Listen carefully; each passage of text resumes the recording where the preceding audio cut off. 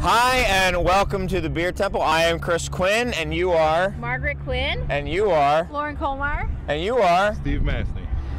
And we're here at Three Floyds Dark Lord Day 2014. I couldn't think of a better, a better show to have at the Dark Lord Day Fest than traditional bitters, right? Right, I mean, because it's so close to Dark Lord. Exactly, Yeah. exactly.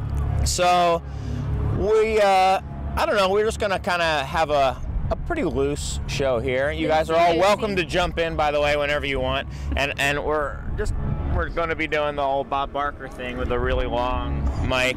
The price is wrong, Bob. Yeah, exactly. I think the viewer will find that out as they watch and hear mainly what the sound of wind in Munster, Indiana sounds like. But and the soothing sounds of death metal in the background. Yeah. So we'll talk very briefly. I mean, Dark Lord Day, massive stout fest, the mother of all beer releases, I'd say. And it's really a gathering point for beer lovers, which is really why we are here.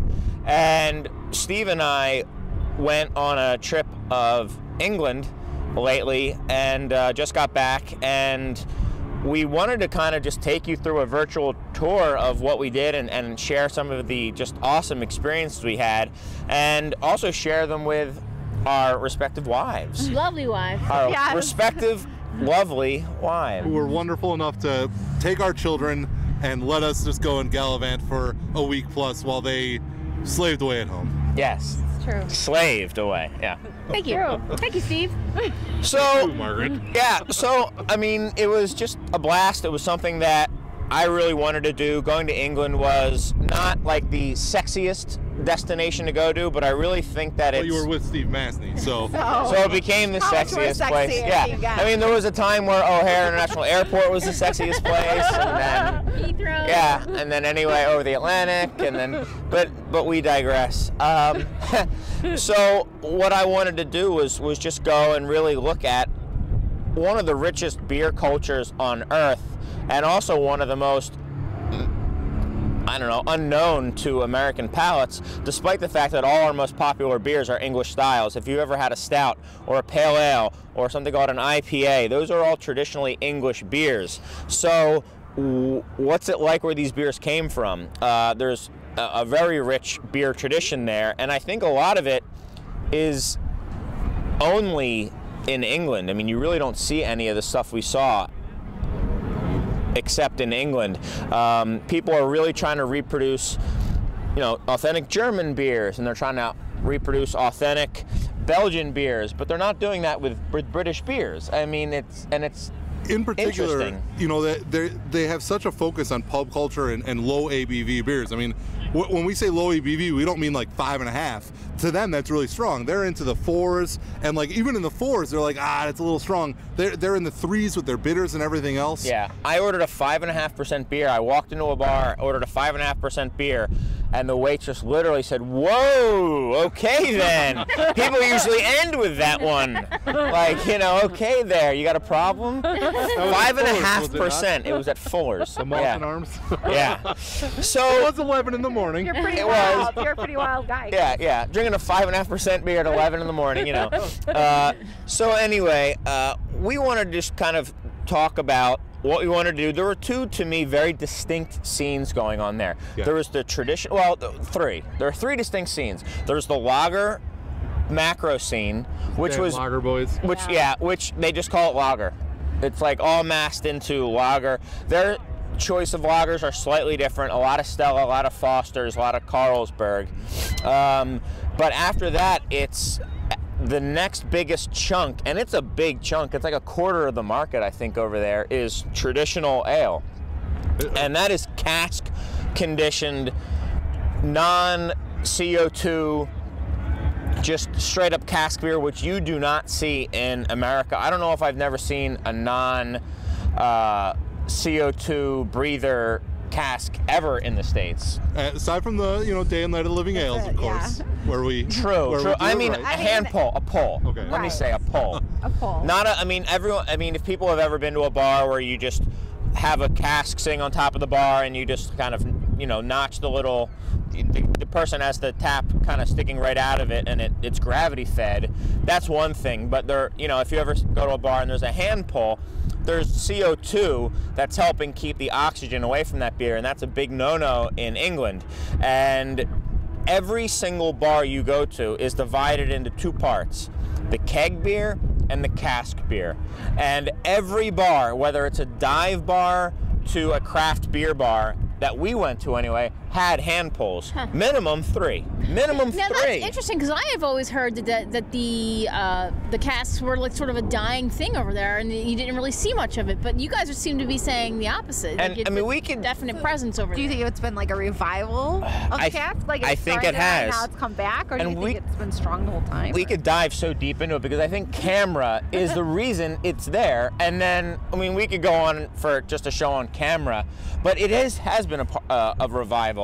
And now there's a revival on top of a revival, and that's the American style craft beer revival is just starting in England as a whole, centered very much in London. And in that respect, and kind of segueing into actually drinking some beer, London reminded me very much, Steve, of Chicago. They realized they were late to the scene. They were late to the scene globally. Chicago was late to the scene nationally, and they were very much playing catch up, and it was just exploding with breweries like Chicago is now. Yeah, and it's, they talk about craft beer over there. They're kind of picking up on that whole term, but they've got their traditional craft, which is the cask, like you're talking about, and the thing that camera revived from the 60s and 70s onward. And now there's the modern craft is kind of that third category you referred to, right. And that's those first two beers on the table there. The and also these the Pressure Drop and the 5 Points, which are both in Hackney, which you always hear about hackneyed people, like it's an actual neighborhood in London. We were in London, so why don't you tell them about when we went to Pressure Drop right here, the first brewery we went to. So, I mean, you always hear about, hospitality and people try to like put their best foot forward. The British are amazing on the hospitality end of the spectrum.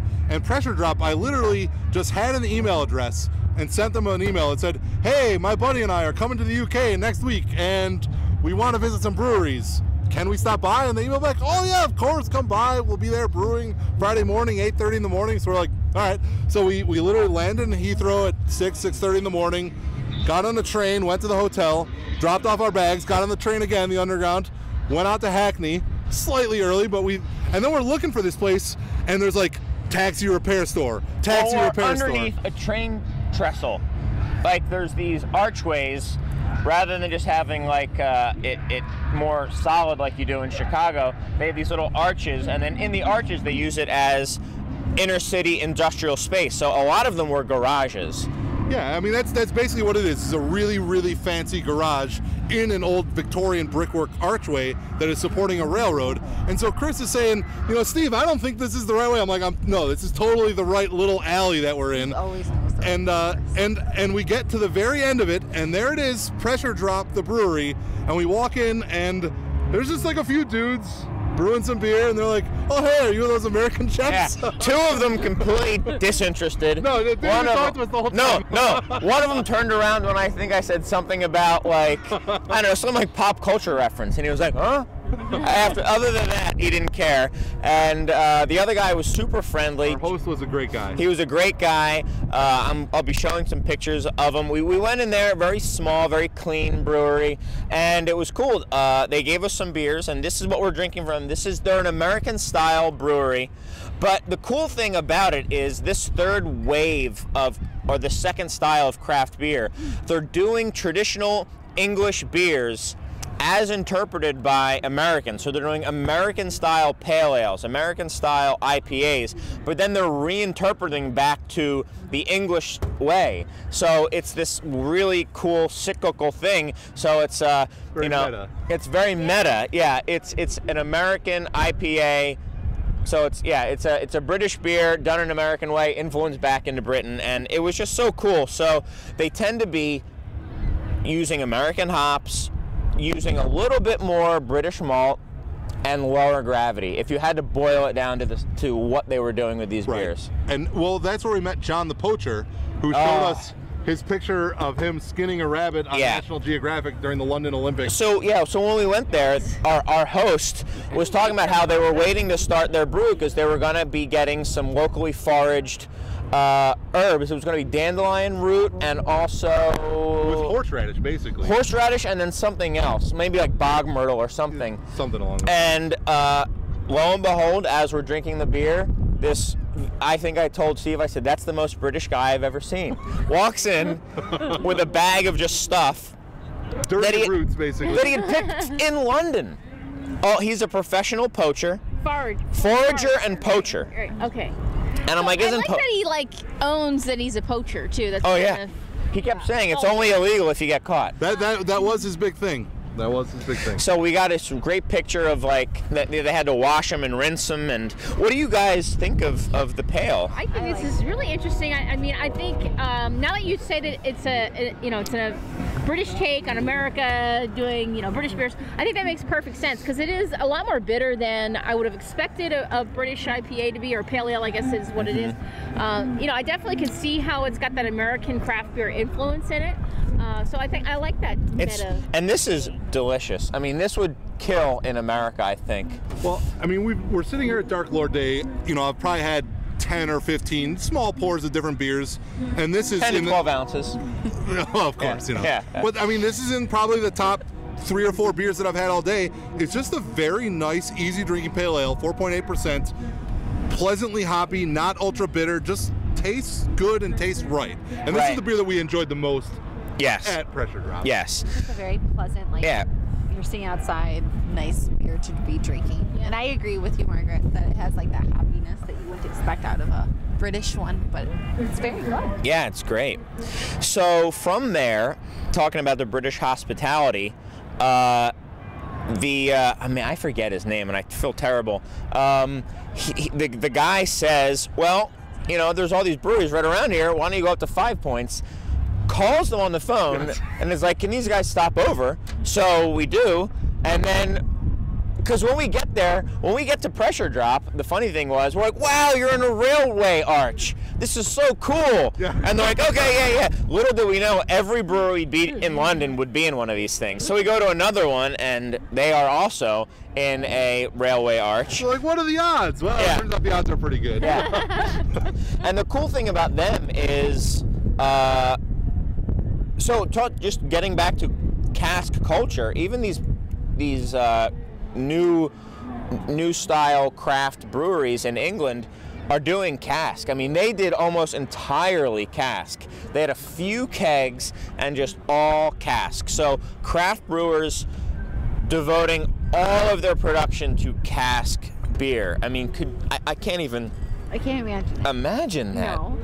It was really cool. And then the beer from them that we've not had yet. This is their biggest seller. This is the 5 Points Pale. What's our bottle on date there, Mr. Fresh? The 24th of February. 24/2/2014. So we're about 2 months out here. Yeah. So they're doing everything towards cask ale. How are they doing the bottles? I mean, the bottles are obviously carbonated. They're not cask. So no, they're bottle conditioned. They're bottle conditioned. They're bottle conditioned. So they only force carb, I think, kegs, and it kind of seemed like a big production to do forced carbonation for them, which is just in line with every. So for those of you who don't know, the majority of beers, even if they're bottle conditioned or have yeast in the bottle or are unfiltered, they force CO2 into them. The carbonation you have is not necessarily from the yeast, and most often not from the yeast. It's pure. It's sanitized CO2 that they just force into the beer at the exact level they want it to be. Where in the UK, it's very much, well, we're gonna, it's a little bit more guesswork, and you do get a different type of carbonation. You get a softer carbonation, I feel. And less carbonation, which is also what they want. They want. It's all about drinkability. Yeah. All carb. And that is something you do appreciate when you're out there. Is beer's easier to drink when it's less carbonated. Very much so, and it's funny because we were saying that a lot. Well, we would go on brewery tours, and we were in the Moss and Arms, and they're like, all right, well, everyone's got to drink up, we got to go on this tour, and you got a half a glass, and it's the easiest thing in the world to do, just a bottoms up, because it's like drinking water with some malt in it. Right. And then they're like, "Oh, good job," and you're like, "You guys don't even know." Like, Yeah, right? you know, you don't appreciate how very gaseous a lot of our beer is until you are drinking beer that still has some carbonation, but it's subtle and mellow. And we were in the airport line, and I tried to bring on a 330 milliliter bottle of American beer, the Gonzo Porter, and they wouldn't let me bring it on. So I just said, "Oh, I'll just open it and drink it." And I'm trying to chug this Gonzo Porter. It's like so much carbonation. Yeah. I've been totally deacclimated. I couldn't hang. Yes. And I will say right now, for the people here, if anyone needs to take a bathroom break, we can always take this might be a longer show. So I'm speaking mainly for myself. Yeah, but I'm just saying, Lauren, we took care of business beforehand, so we wouldn't have to interrupt the show. Yeah. We're good. Okay. Anyway, I'm So we're fine. taking No, a I'm break? fine. No, I'm fine. No, No, I'm good. cool. No, I'm good. I'm fine. We're 2 beers in. We're 2 beers in and I'm cool. No. Anyway, so nice, but you guys get on this one a little bit more of those caramely malts. Okay, Yes. well, you know what? Caramely See, malts. now this is the issue I have with this beer, this style. This is not diacetyl. Okay, Yeah. because There are beer. I feel as though I get diacetyl on this, but I think I confuse diacetyl with that very. This is Maris very Otter. This is biscuity. Maris Otter malt. I'm pretty sure. Well, and also some caramel malt in there. Yeah. You know, definitely. But I agree with Margaret. Like you're It's like on the border. It's like not there, but Yeah. Yeah, it could go in that direction. first sip I take, I'm always like, ooh, is it or isn't it? And then the second sip, I'm like, okay, maybe it's just kind of like a, like a buttery, biscuity, caramely flavor, But yeah, it's a little off-putting, honestly. For me, I can't knock that association in my head enough to really sit back and really enjoy this. All right, here, you hold the mic. I'm gonna go to the bathroom. You can even keep recording. I'll be right back. Follow him or do I?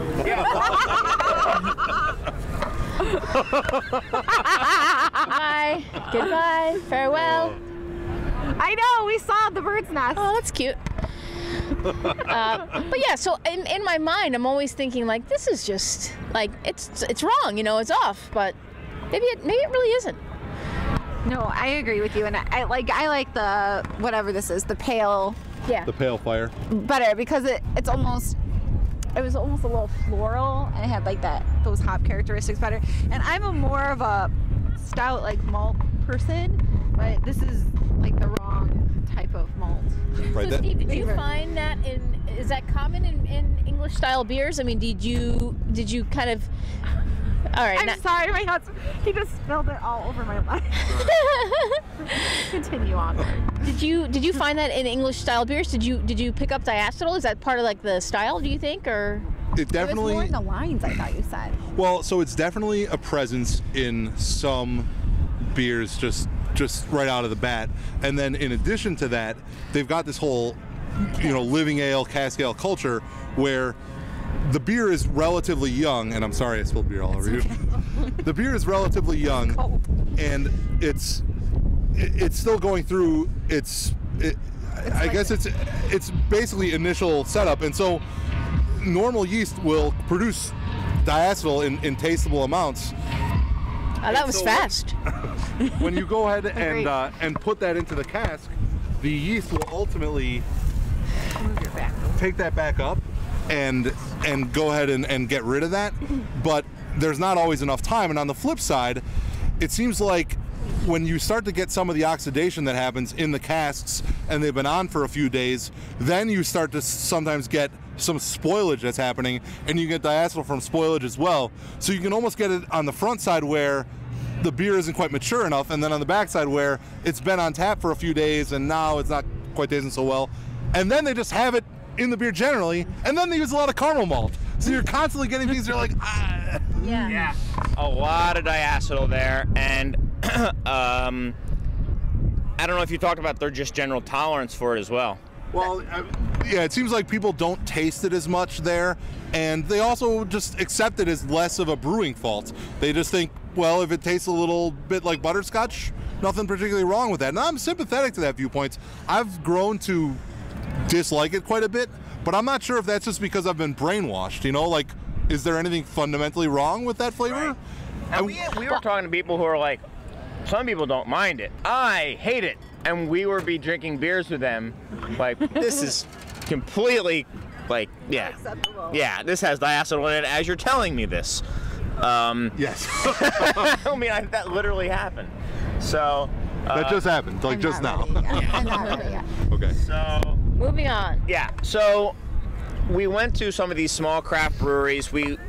I'd say our favorite and the one we were really the most struck by was the Colonel. We did a show at the Colonel, so we won't talk about them too much right now. But then we kind of transitioned from there. Yeah.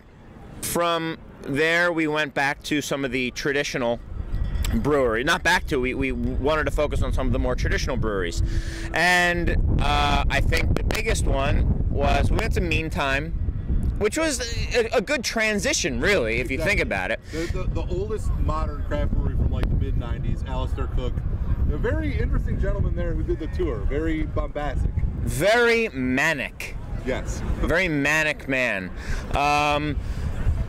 The most interesting tour guide I've had in any sort of tour ever. It was very unusual, and I enjoyed it. Would you have been at the end of the tour if you just then saw him later getting into a fist fight with a tour attendee? Would you have been shocked? Not at all. Not at all. And I mean, I think that there was, moderate, mild sexual assault happening multiple times throughout the tour, but it was all in good fun. It's called harassment at that level. Yeah, that's harassment. Men and women, it was equal opportunity.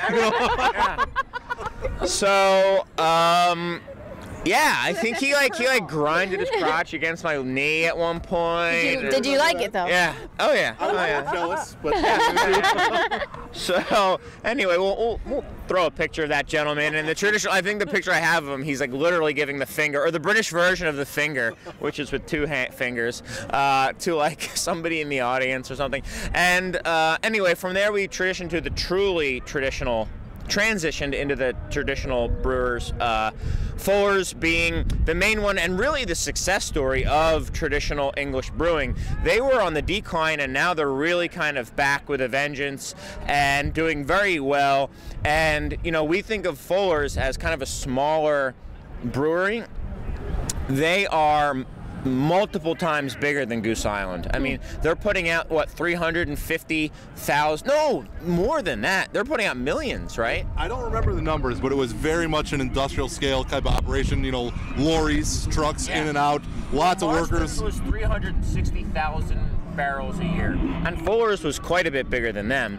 So I was just shocked at the scale, and it's all going into casks. It's all going into casks. Nobody drinks this stuff in bottles out there. Yeah, I mean, the bottles are almost entirely for exports, and I mean, you watch the casking operation, and it's like, zoop, zoop, zoop, zoop. I mean, they're just cask after cask I after took a quick video of it, and the casks come along, and it seems automated because there's machines moving them. Well, and they get washed in an automated manner. And then there's a guy just like plucking out the sides, the bung. What was it?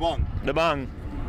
Cleaning it a little bit with like a paint scraper, and then like moving it along, and then the other guys fill up. If it's a manual hose that basically fills up the beer, and then they just plunk a bung in it and use like a rubber mallet to stop it in, and then it goes on its way. There is a man at each and every cask who is inserting the bung into the bung hole. There's a lot of innuendo in this conversation. Well, maybe you guys just aren't mature enough for beer. So we're drinking the Fuller's London Pride here now. Yeah. You're right, Chris. So this is and this is another thing I didn't realize. I mean, this is the British bitter. This is the standard bearer right here. Fuller's was a lot of fun, and something I didn't know about them. I've always enjoyed London Pride. I fell in love with it when they served me like 7 or 8 on a British Airways flight back from, I don't remember where we were, Paris or something. Yeah. Right. And but they're party gyling, so they make 4 beers that are all basically the same recipe with slightly different hops, and it's the Chiswick Bitter, the London Pride, the ESB, and then the Golden Pride, which we kind of have the Golden Pride here in the Vintage Ale, and then the London Pride. And from what I remember, the Chiswick Bitter is the smallest, right? Yes. And then above that is the, like in the medium, London Pride. right? And then the ESB. So what they do is they go ahead and brew the ESB to 6% or 5.5%, the one that you ordered so outrageously at 11 in the morning. And then that is the first runnings, and then the second runnings of that beer, they used to make the Chiswick Bitter, which is like 3.7% or something like that. Correct. And then similarly with the Golden Pride, the London Pride I think is like 4.5%, and the Golden Pride is at like 9 or so. And so the initial runnings form the Golden Pride, and then the second runnings do the London Pride. So for people who may not know the terminology, basically what it was, and at first I think I understood it, and then Steve you were kind of figuring out. I was like, no, Steve, they're doing it this way, and you got verification. So they've got this one big brew kettle, and they fill it with grain, and they do a mash. They do a brew, and then they drain it off into a kettle, and then they fill it back up, and they do another brew, and then they drain it back off. Well, they don't do another brew. They drain it back off again, and they put it in another kettle. And then they boil them both and then blend them in to make all the different beers. So if it's going to be stronger, there's a little bit more of this beer. If it's going to be weaker, there's a little bit more of this beer. And it was just fascinating to see these, what I thought were antiquated and just like bygone ways of brewing in production in a brewery that you're saying, oh, that's old school. But then again, they're huge. I mean, it's a huge brewery, so it's not old school. It's a very, very modern brew house. They upgraded a ton of stuff in like the 80s. They showed us all the old equipment, and people had to get in and scrub coppers and everything. But basically, yeah, they're doing this party guyling brewing system, and they've got their PLC controllers with, you know, LCD screens everywhere that's showing you where everything's going. But they're doing multiple batches out of each mash and then blending back to get where they want. And the result is this London Pride. What do you guys think? Lovely beer. I think it's a lovely beer, and I think this for me really shows me that those caramel, those biscuity, those flavors that can be good. minus the diacetyl to my palate, because I feel as though the 5 points had all that plus a little bit of diacetyl in my opinion. But you know, this is showing me the opposite. I feel like this is just intensely caramely, where this is more balanced with the caramel. I mean, this is just a great beer. It's just super drinkable. I mean, I think this is the flagship of the style. I think this is what the band is drinking. This is the band beer, I think, in the background. This is what they're drinking nothing but London Pride right now. Yeah. They like a good sessionable beer. Good sessionable beer. A good proper session beer.